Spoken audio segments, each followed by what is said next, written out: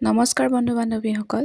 ৰাতিপুৱাই এইফালে দেখিছে নহয়, বৰ কেৰাহীটোত একদম চজিনাখিনি বইল কৰি লৈছোঁ। আচলতে এতিয়া ছিজন থাকোঁতে অলপ আচাৰ বনাই লওঁ বুলি ভাবিছোঁ। সেয়েহে চজিনাখিনি ভালদৰে চাফা কৰি ধুই আৰু এইফালে বইল কৰি ল'লোঁ। 5 মিনিটমানহে বইল কৰিছোঁ, বেছি সময় বইল কৰা নাই।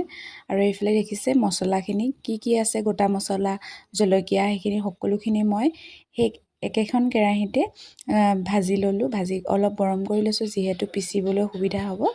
আৰু মই একেবাৰে গুড়ি কৰি নিদিওঁ, অলপ মানে গোটা হৈ থাকিলে ভাল লাগে। মই মানে সেনেকৈ আচাৰত আধা পিচা আধা গোটা হৈ থাকিলে ভাল পাওঁ।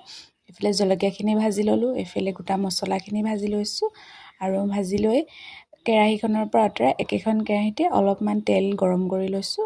আৰু এইফালে চজিনাখিনি যোনখিনি বইল কৰিছিলোঁ, তাৰপিছত ৰ'দত দি অলপমান শুকুৱাই লৈছোঁ, পানীটো নাইকিয়া কৰি লৈছোঁ একেবাৰে ধুনীয়াকৈ।